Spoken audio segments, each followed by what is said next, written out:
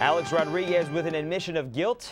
So what's next? Hey, how are you folks? Jason Horowitz. Glad to be with you here on the Sports Update presented by Toyota. A-Rod Monday, in his interview with ESPN, admitted steroid use from 2001 to 03, his time with the Rangers. The disclosure came just 2 days after Sports Illustrated reported that Rodriguez was among 104 players on a list that tested positive in 2003. And remember, all this after telling 60 Minutes in 2007 that he never used steroids or any performance-enhancing drugs. So a lot of questions still to be answered. Where he got the steroids, for one. Will he be forgiven by the public? Will any player be believed from this era? And of course, there's the Hall of Fame. All that will come with time, but here are the essentials to the Rodriguez interview for Monday afternoon. Said he stopped using steroids during spring training in 2003. Said he was sorry and deeply regretful for those 3 years. Also said that he was, quote, stupid, naive, and wanted to prove to everyone that he was worth being one of the greatest players of all time, close quote. That after his 10-year, $252 million contract was signed with the Rangers. He also said that he wasn't sure exactly for what he tested positive,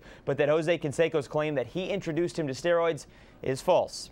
And while Rodriguez has supposedly now told the truth, government's still investigating whether Barry Bonds did. Federal prosecutors again asking a judge to let them show a jury 3 separate drug test results that they say show that Bonds indeed used steroids. Last week, the judge said that she would throw out those results unless someone could directly testify to collecting the urine sample. Bonds is charged with lying to a grand jury. More court news. Great. And this one involving Plaxico Burress. While he still may face criminal charges for carrying a gun in which he accidentally shot himself with, the AP reported Monday other problems. The Giants wide receiver has allegedly been sued at least 9 times by people who said he failed to pay debts, damaged their cars, or didn't pay his taxes. All reported amounts that an athlete with a contract like his would not have any problem paying.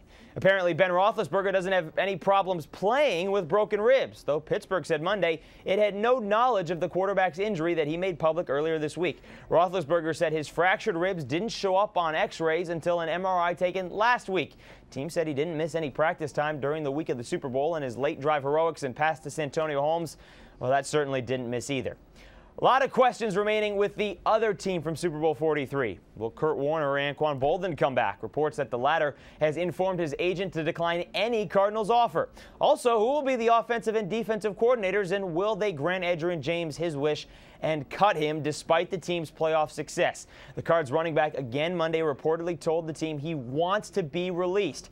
That first became public right before the Cardinals began their playoff run, one in which he was a large part. Al Jefferson, the biggest part to the Timberwolves roster, but that won't be the case for the rest of the season. The team's leading scorer, rebounder, and shot blocker done for the year with a torn ACL in his right knee. The 24-year-old's numbers among some of the best in the league, 7th in scoring, 6th in rebounds, and one of just 3 players to average at least 20 and 10, along with Dwight Howard and Tim Duncan. All right, time for the Wiz Hits. No timetable set for Jason Terry's return to Dallas. The Mavs guard had a surgery to stabilize a fracture in his left hand. Terry, the team's 2nd leading scorer. Missouri Monday night knocked off Kansas with just a second left. Delaware transfer Zaire Taylor, the game-winning 10-footer with 1.3 remaining on the ticker in his first border war, capping a game-ending an 11-2 run. First conference loss for the Jayhawks. And be sure to check out a pair of previews for tonight's games, Marquette at Villanova and Florida at Kentucky. All that with our own Gary Parrish, and only here on CBSSports.com. So that'll do it for the Sports Update presented by Toyota for Tuesday, February 10th. Obviously a lot going on. Stay with the website for all the latest throughout the day. I'm Jason Horowitz. Enjoy the night in sports. Take care, folks.